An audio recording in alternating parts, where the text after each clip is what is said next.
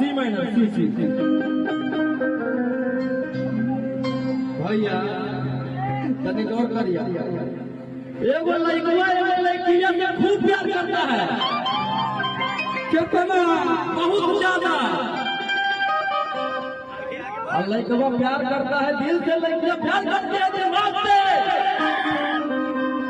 अब घूमती है और लड़कियां प्यार करती है तो करवे करती है, तलवार मारियो लेती है। उहे उन लड़कियों के साथ हुआ है यार।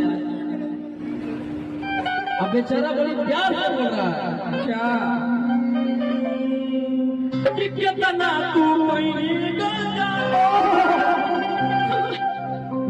होली करके मन राजा।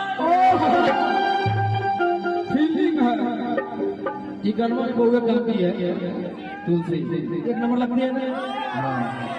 ऐसा ही ऐसा ही आप ये प्यार देते रहिए और ये हमको देते रहेगी। प्यार ये पूरा टुस कर रहा है कि कितना तू कोई कि अब तू की बोलो ये तो उतने में लड़का बोलता है अरे की बाप दादा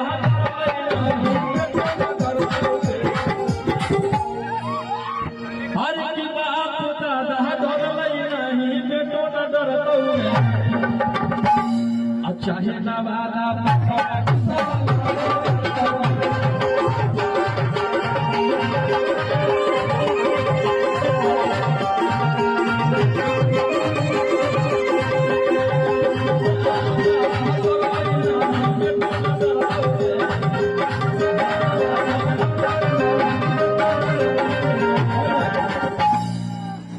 अच्छा है नवादा पटन के सवाल